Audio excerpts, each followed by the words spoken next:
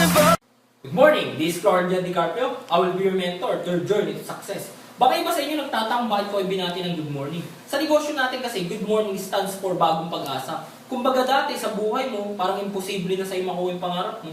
Nung nasali ka rito, na-involve ka sa negosyo natin, nakita mo na posible mo pa palang makuha yung mga pangarap mo sa pamamagitan ng negosyo natin. Pero bago tayo magsimula sa topic natin, meron akong kwento para sa'yo.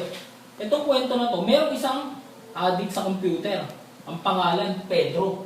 Habang nagko-computer si Pedro, biglang nasira yung computer niya. Tinawag niya agad yung technician na kapitbahay nila. Kanya, pre, okay lang ba punta ka rito sa amin? Nasira kasi computer ko eh. Sakto, walang ginagawa yung technician. Pumunta sa bahay nila Pedro. Nung pumunta sa bahay nila Pedro, tinignan yung computer. Kaliwa kanan, harap likod, ilalim sa kaibabaw. Biglang pinalo. Ganun kalakas. Sabi ni Pedro, hala, ba't mo pinalo? Sabi ng technician, simple lang, saksak mo yung computer mo. Tapos buksan mo. Nung ginawa ni Pedro yun, biglang bumukas yung computer. Sabi ni Pedro sa technician, oh, ang galing ah, magkano mabayad ko sa'yo? Sabi ni Pedro sa technician, sabi ng technician, para sa effort ko, simple lang. 1,000 na lang, kasi magkapit-bahay naman tayo. Sabi ni Pedro, ba't 1,000? Pinalo mo lang. Bigyan mo ako ng breakdown. Paano naging 1,000 yan? Sabi nung technician kay Pedro, piso para sa lakas ng pagpalo mo sa computer mo. Then 999 pesos sa kaalaman ko kung saan banda papaluin yung computer mo para gumana. Ano moral lesson ng kwento? Simple lang. Alam na alam ng technician yung sistema ng computer. Kaya napakadali sa kanya gawin yung computer. Tapos to follow yung earning. Tama? Ano ba yung topic natin for today? Ang topic kasi natin is the greatest system nung negosyo natin. What do you mean system? What do you mean system?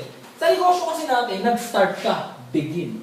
Nag-join ka sa negosyo natin, tama? Doon sa pag-start mo, may journey yan, o sistema, o process. Tama? Ang tanong, ano yung finish line? Finish line nung ginawa mong process. Tama? Kumbaga yung success, ano yung makukuha mo? Yun yung tinatawag natin big dream sa negosyo natin. Yan, big dream. Imagine mo, pag alam mo yung big dream mo, yung finish line mo sa negosyo natin, kahit anong hirap o struggle mo sa business natin, hindi ka madali mag-quit. Kasi alam mo, may pupuntahan ka. Sabi nga namin, quitters never win, but winners never quit. Tama ba? Alam mo na yung big dream mo, ba't ka pa mag-quit? Naka-join ka na, ba't ka pa mag-quit? Tama ba? Imagine mo, ano yung mga big dreams na sinasabi ko? House and lot, pangarap mo yan, tama ba? Kung nakikitira ka lang ngayon, huwag kang mangarap na habang buhay nakikitira ka rin. Dapat magkaroon ka ng sariling bahay, tama ba?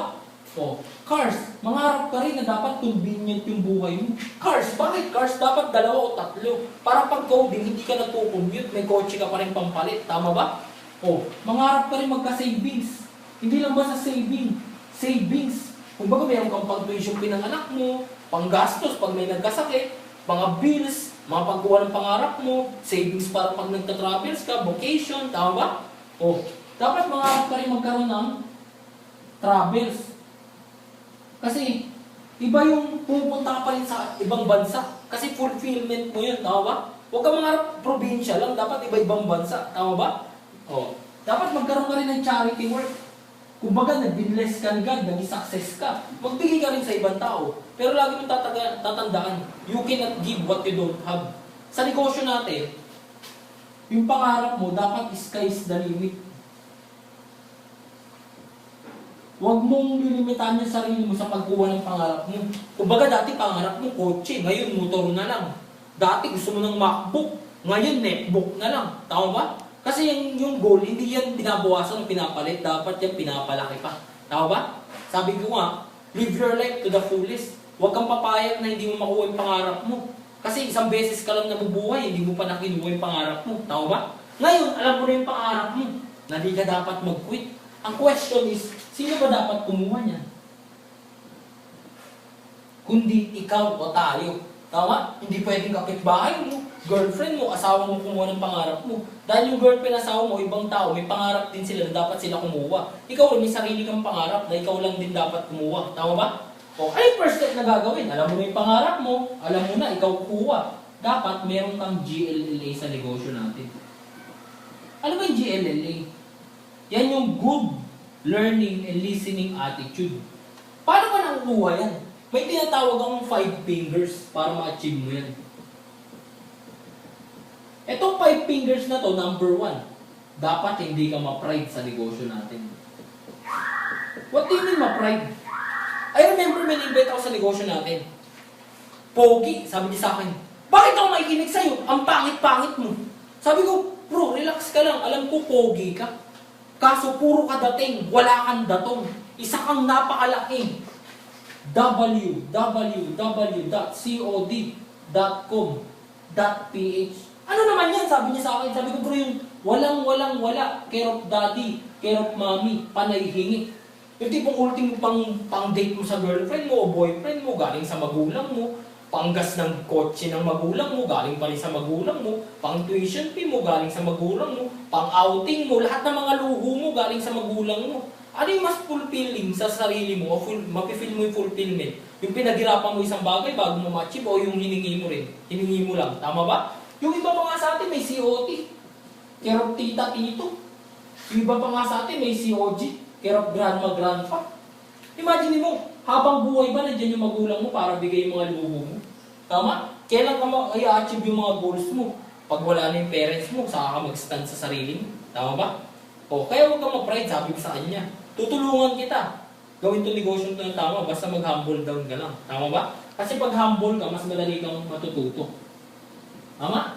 Naalala ko, may na-invite pa ako dito, ma-pride, doktor, OB-GYN. Sabi niya sa akin, bakit ako makikinig sa'yo? Doktor ako. Sabi ko sa kanya, ma'am, pagdating ko sa field nyo, saludo po ako sa inyo. For example, asawa ko nagbuntis, o yung girlfriend ko buntis, punta po ako sa inyo. Kasi doon po kayo magaling. Tama ba? May friend ako buntis, refer ko po sa inyo. Pero pagdating po rin sa negosyo namin, hindi mo po magagamit yung field mo. Kasi imagine mo, wala naman nanganganak sa amin lagi eh. Tama ba? Oh, may invite pa ako, lawyer, ma-pride din. Sabi niya, nalaman niya kasi dropout ako, di ako natapos ng college. Sabi niya, bakit ako makikinig sa'yo? Lawyer ako. Sabi sa akin, sabi ko sa kanya, nag-masteral pa daw siya, nag-doctorate. Sabi ko, sir, saludo po ako sa field niyo. For example, may kaso yung friend ko, mahal ko sa buhay, refer ko po sa inyo, doon po kayo magaling na field, tama ba? Pero pagdating po sa negosyo natin, hindi nyo po magagamit yung field nyo. Dahil wala naman pong kaso yung company namin, dahil legal po kami. Tama po ba? O, sabi, meron pa ako na-invite dito, IT. Sabi niya sa akin, bakit ko ba kailangan mati ng ganyan, manood ng ganito, magbasa ng mga notes nyo, or mga guidelines nyo? IT graduate ako, nagmamaster nga ako ngayon eh. O, magaling ako sa magawa ng website, magaling ako mag-program, mag-advertise sa online. Hindi ko na kailangan yung mga yan. Alam ko na yan, sabi niya sa akin. Sabi ko, bro, iba yung alam mo sa sistema, alam mo ngayon, iba yung sistema din sa negosyo natin. Dahil sa lahat ng business, iba-ibang business, tama ba? Pero may kanya-kanyang sistema para pag-atakbuhin, tama ba? Imagine mo, nagtayo ka ng restaurant. Tama? Nagtayo ka ng restaurant. Yung restaurant na yun, alam mo lang kung paano kumita sa restaurant. Pero hindi mo alam paano yung sistema patakbuhin yung negosyo mo. Sa tingin mo, magsasucess ka ba? Malamang hindi. Pero paano kung alam mo yung sistema, paano patakbuhin yung negosyo mo? Sure to follow your earnings. Tama ba? Imagine mo, nag-work ka. Kung nag-apply ka ng call center, pwede ba? Nag-apply ka ng call center. Tapos, sabi mo doon sa trainer, di ko na kailangan yan. Tawag-tawag lang naman. Lagi naman ako nagte-telebabad eh.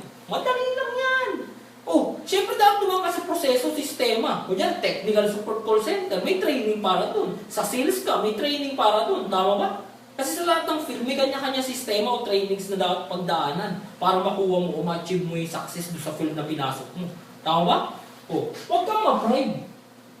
Sabi nga ni God eh, kung sino nagpapakataas, siya binababa. Kung sino nagpapakababa, siya sinataas. Tama ba? Saka ito pa, hindi mo naman mapakain sa mahal mo sa buhay yung pride. Dahil bubula bibig mo dyan. Pride yung sabon. Tama ba? O, ito pa. Nakakatawa. Sa 2 fingers, 5 fingers kung sinasabi. Yung acne na tinatawag. Bakit acne? Yan yung mga taong may alam ko na yan syndrome. O Para makarelate kayo, alam ko na yan syndrome, meron akong kwento para sa inyo. Merong isang Zen master. Meron siyang estudyante, pangalan Pedro. Etong si Pedro, gusto magpaturo. Kaso habang tinuturuan ng Zen master, ang feeling ni Pedro, mas magaling siya doon sa nagtuturo sa kanya. Tuturo yung Zen master, ganito, sasabihin niya, ay, master, para mali po yan ah. Ganito po alam ko eh. Tama? Na-feel ng master yun. One time, niyaya niya si Pedro. Tsaka tayo, Pedro. Nung nagtsatsa yung Zen master, nilagyan niya ng tsaka yun. Umapaw. Nakita ngayon ni Pedro, sabi niya, master, ano ba naman yan? Yung tsaka niyo, umaapaw. Tsaka lang, umaapaw. Ano ba naman yan? Patanda na talaga kayo ng patanda. Sabi nung master kay Pedro, Pedro, ganito lang yan kasimple. Yung utak mo para tongkap. Punong-puno. Kaya kahit anong learning o process o details o information na sinabasa ko sa'yo, hindi mo ma-absorb, umaapaw lang. Dapat kasi empty cup ka lagi dito. Para pag sinalihan ka namin ng information o idea o mga details, mga guideline, mga training, madali mo ma-absorb. Kasi yung utak mo, in-empty mo. Tanda mo, kung alam mo sa labas, iba yun. Pagdating mo rito, iba rin yun. Tama? May na-invite pa ako rito, nakakatawa eh, sabi niya. Nag-join na siya, nag-member na. Sabi niya, nung sinabasa ko yung mga guidelines, mga trainings, sabi niya, kailangan ko pa bang panoorin yung mga trainings na yan? Babasahin yung mga guidelines na yan, mga information na yan, mga script na yan, kung ano-ano ba yan? Grabe, akala ko, pagka-join ko rito, pwede na akong gumawa ng diskarte ko rito. Pwede ba yun? Pumasok ka sa isang business, di mo pinasok, tapos kanya-kanya diskarte na? Hindi pwede yun. Sabi nga ni Pacman, dapat yes, upline ka rito. Pwede ni yes, upline. Sabi ni Pacquiao. Sabi ni Pacquiao, imagine mo si Freddie Roach, hindi naman 8th Division champion, tama ba? Si Pacquiao, 8th Division champion. Pero lagi pa rin nakikinig si Pacquiao sa coach niya, si Freddie Roach. Ang sabi ni Pacquiao, I'm not a good boxer, but I always listen to my coach. You know why? Wala naman ituturong mali sa akin yung coach ko eh.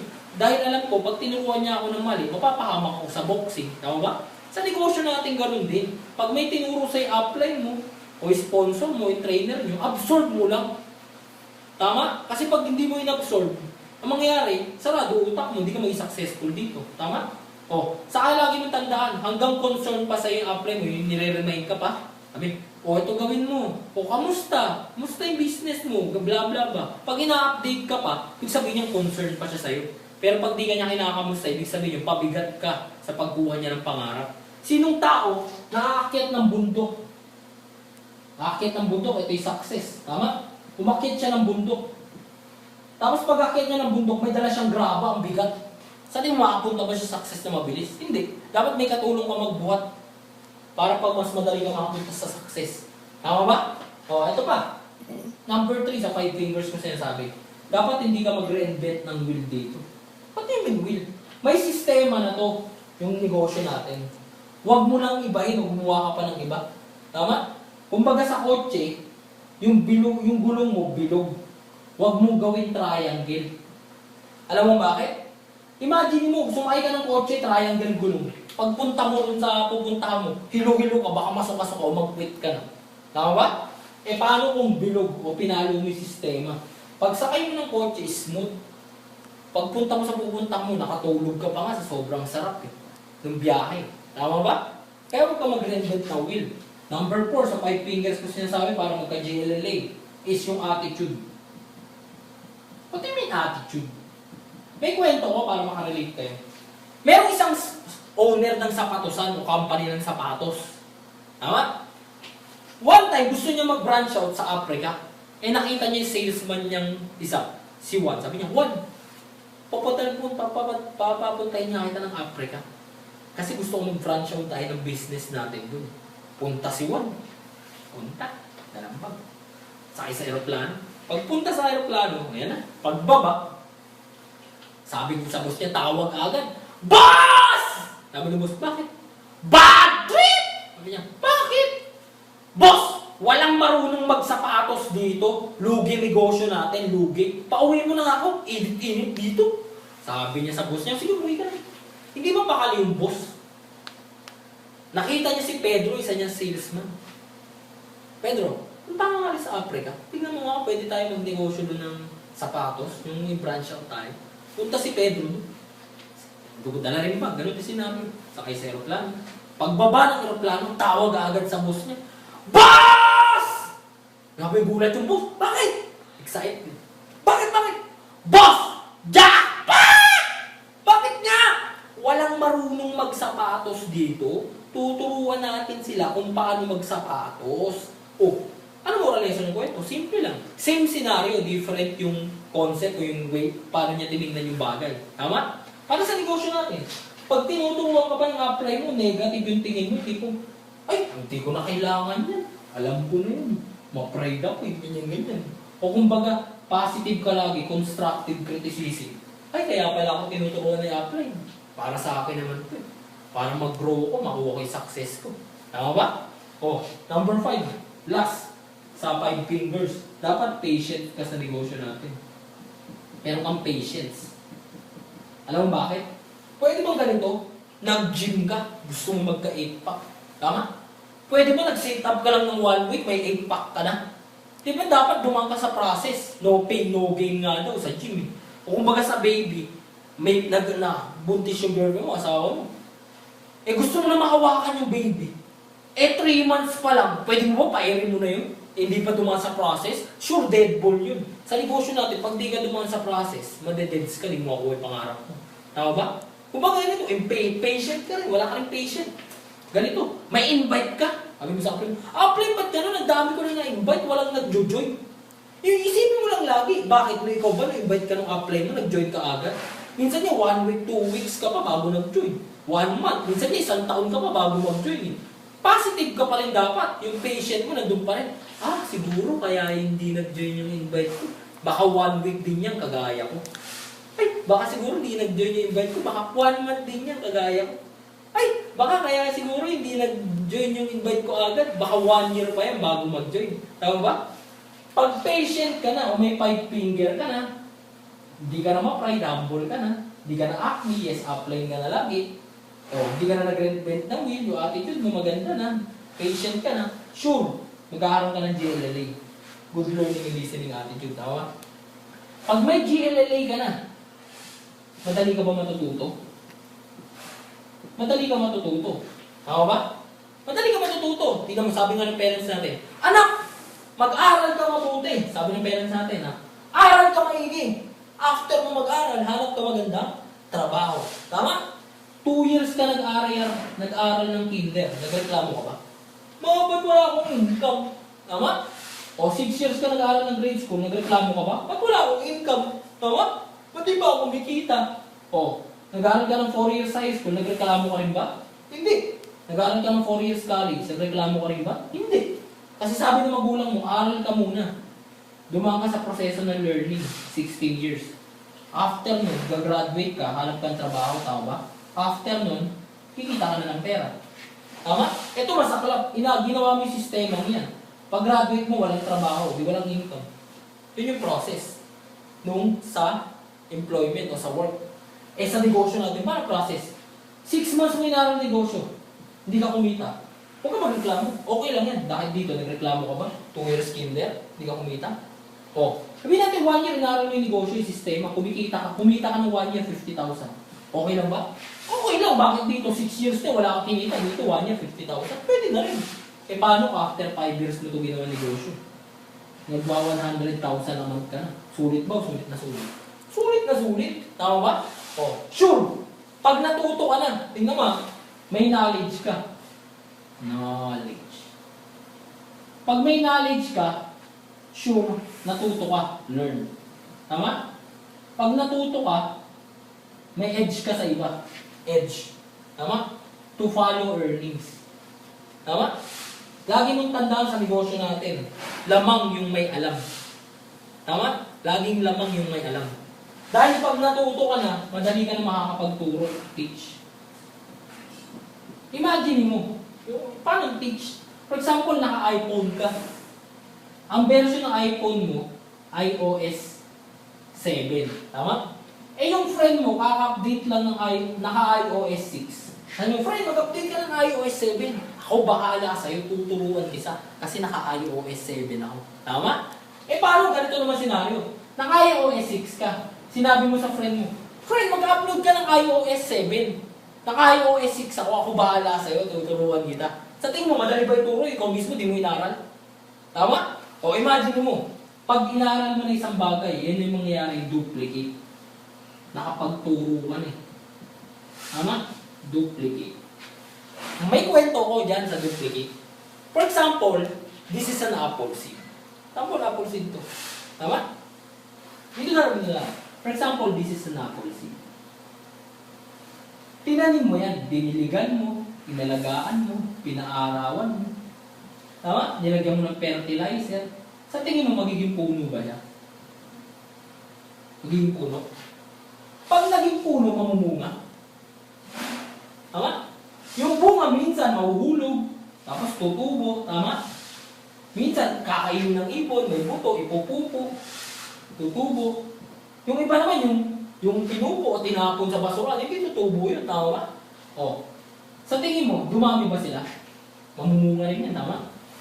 The fact is, this is an apple seed. But the truth is, this is a forest. Tama? Sa negosyo natin, o, parang yung iba sa atin ginagawa, munggo. Di ba? O, may napajoin, munggo. Bukas, toge na. May direct referral na daw siya sa commission. Tama? O, may napajoin ulit siya. O, munggo na naman. Bukas, toge na naman.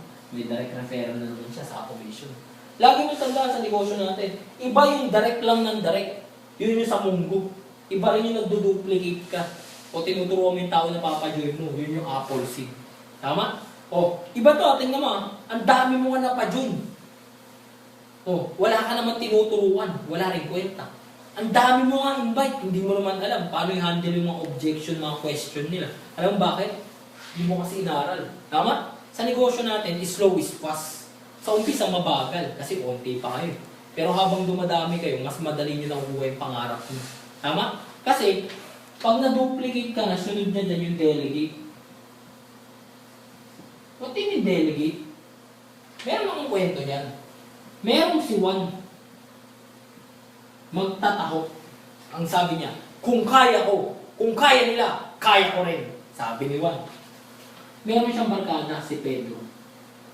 Sabi ni Pedro, kung kaya nila, edi pagawa ko rin sa kanila. Tama? Tama? O, imagine mo, etong si Juan, work alone. Tama? Etong si Pedro, teamwork. Ganun na nangyari. Si Juan nagkasakit. Si Pedro nagkasakit. Sino may kita? Si Pedro. May teamwork eh. Tama? Eh paano nagkasakit yung tatlo rito? Sino may kita? Si Juan o si Pedro? Si Pedro pa rin. Kasi may teamwork eh. Tama? Imagine mo si Henry. Kilala si Henry? SM. Nagtayo siya ng SM. Pwede ba siya lahat yung nandun? Wala siyang katulong na employee? Imagine mo parang ganito. Pagpasok mo ng SM, sino mag-welcome sa'yo? Good morning ma'am. Good morning sir. Sino yun? Si Henry si Bayo, di ba guard?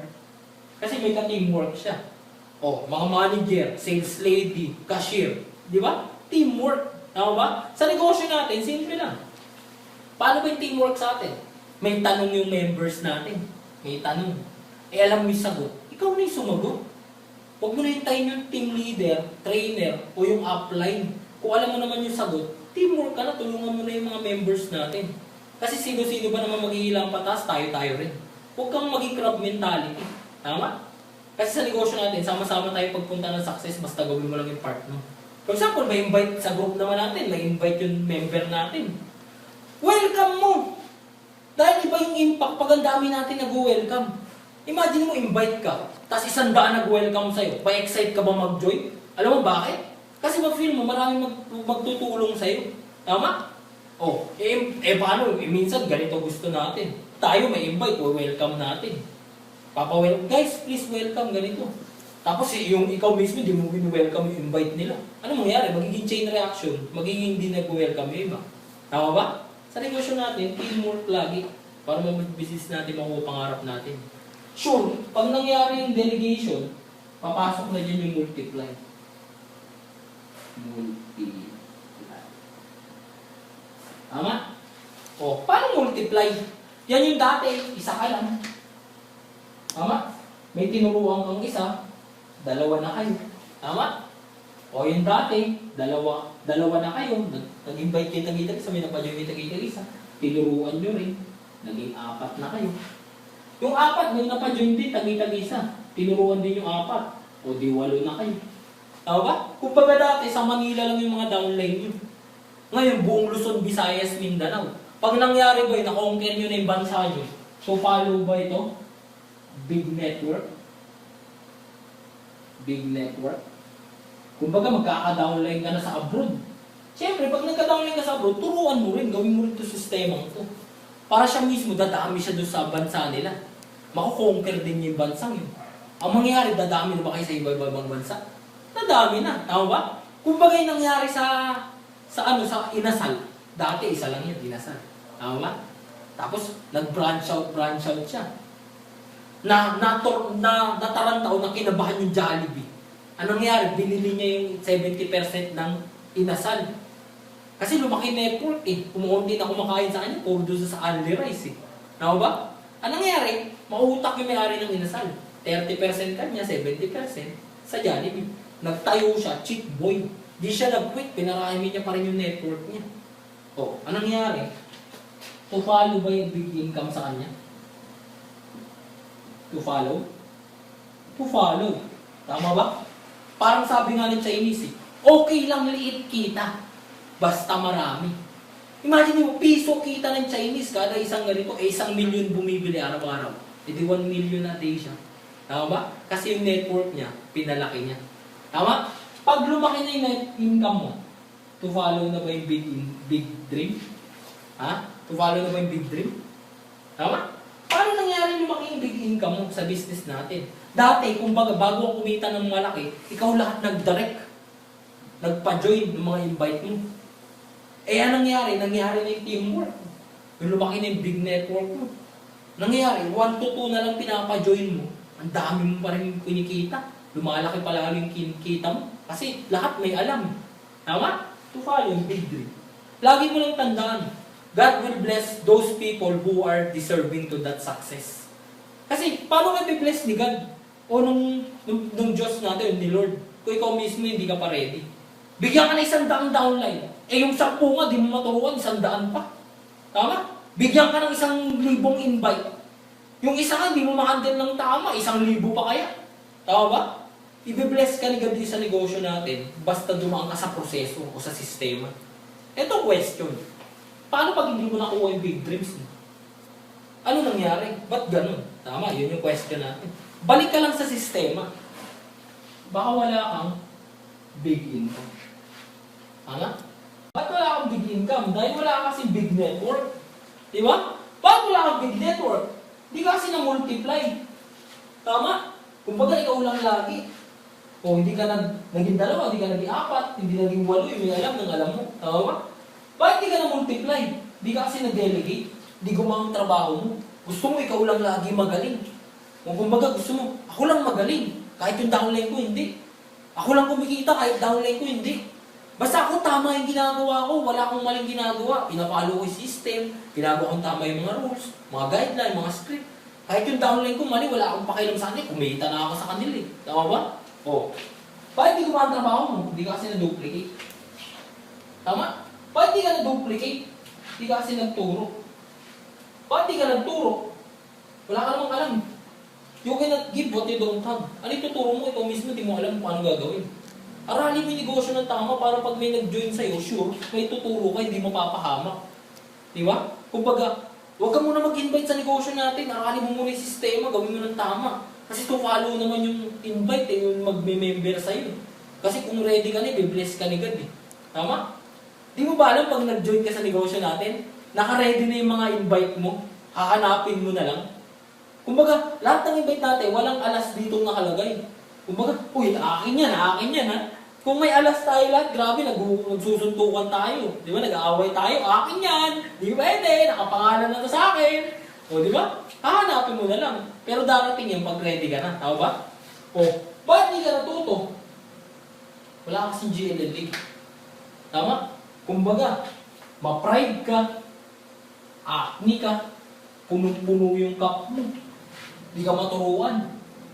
Hindi ka yes apply, hindi ka tulad ni Pacquiao. Kinig lang ng kinig sa coach, wala namang tuturong mali yung coach. Sa'yo, no apply. Tama? Ikaw, nagre-reinvent ka ng will, yung sistema, bilog na. Yung sistema, ito na. Susundin mo na lang. Sistema ng team, yun na. Susundin mo lang, aaralin mo na lang. Gusto mo, gumawa ka pa ng sarili mong diskarte. Tama?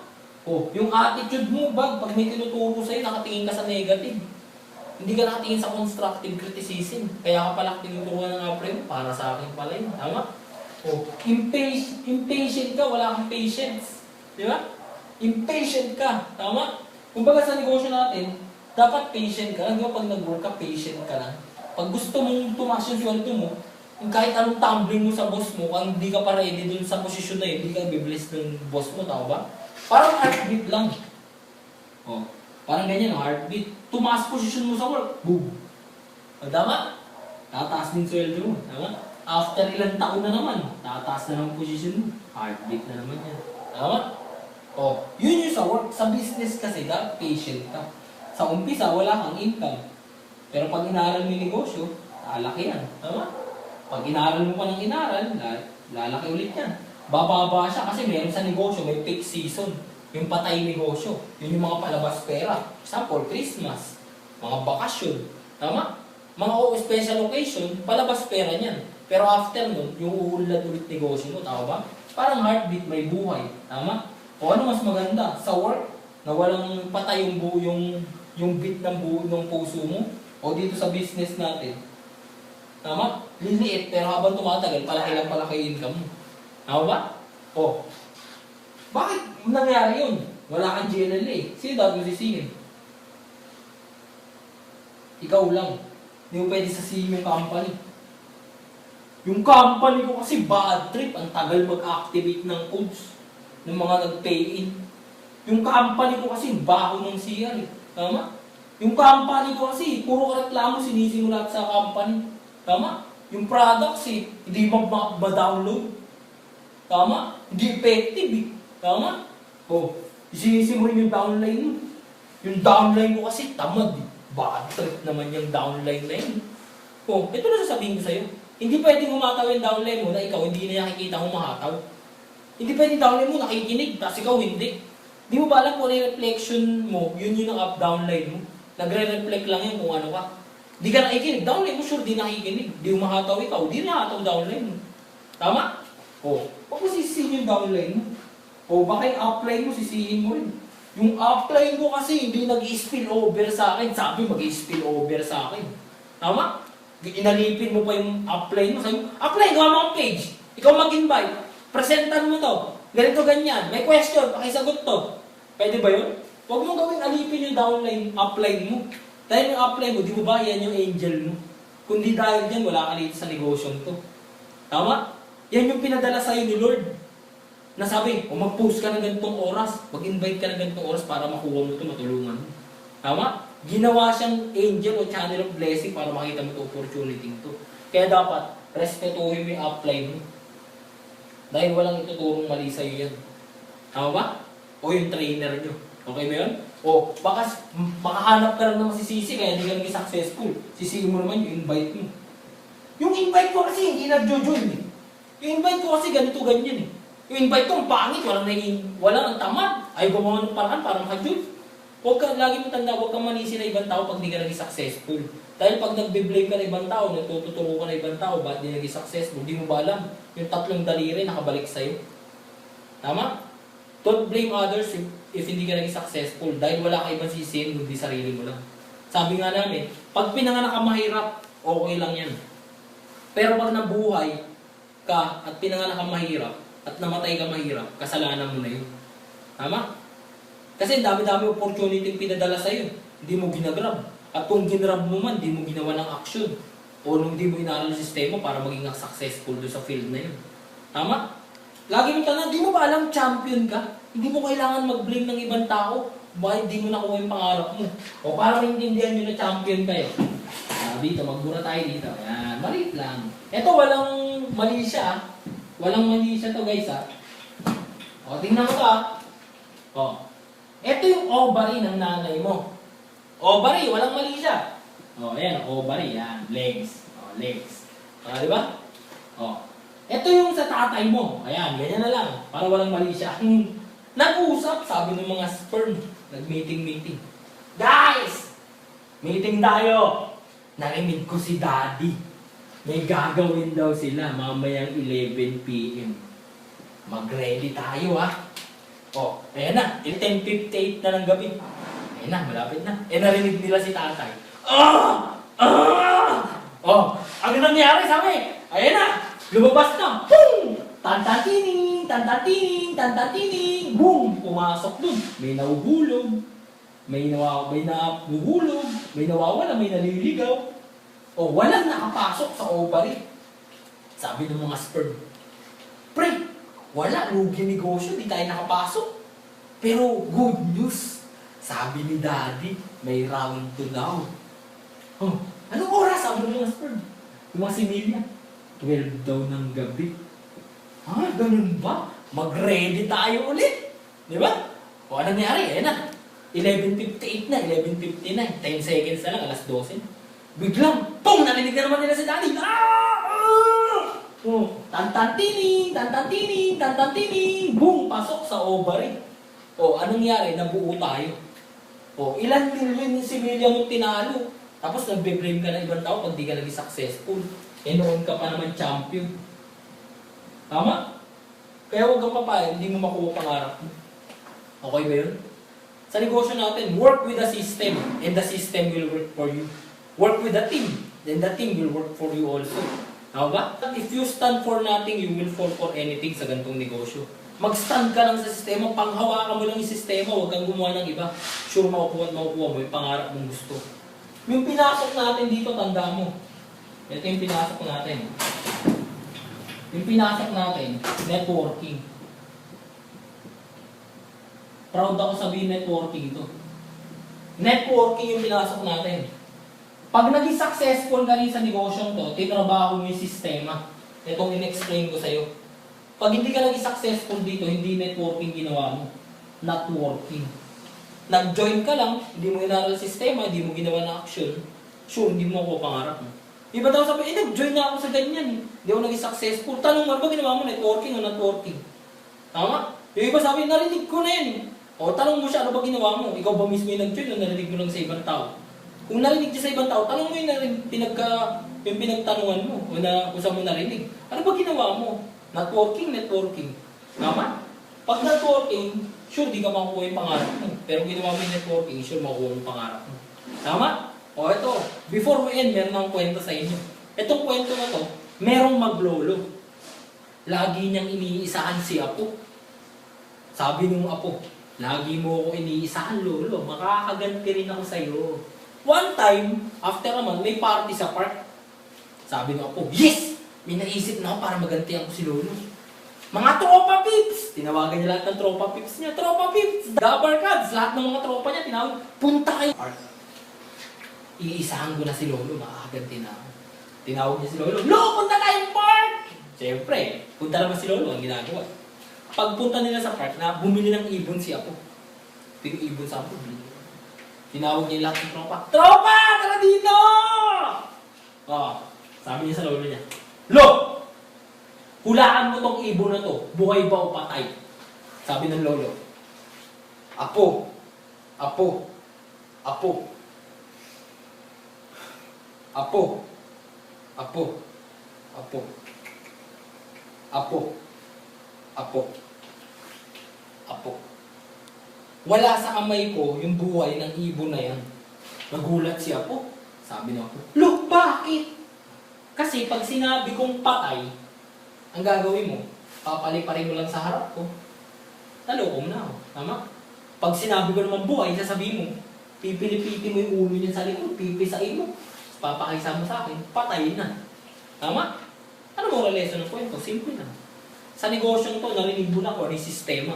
Nasa mga kamay mo na kung bubuhayin mo itong negosyong to, o isasagawa mo at isasa puso mo para maging successful ka. O papatayin mo itong narinig mong sistema o training na to, dumaan dito sa isang tenga mo, nilabas mo doon, tapos natulog ka na, tapos gusto mo maging successful ka kinabukasan. Tama? Sana, sa narinig nyo ngayon, marami kayong natutunan. For more trainings, subscribe me in YouTube sa caption ng video to, and like my page, add me and follow me in Facebook and Twitter. By the way, I'm Florian Di Carpio again. I will be your mentor to your journey to success. To God be the glory. Happy network!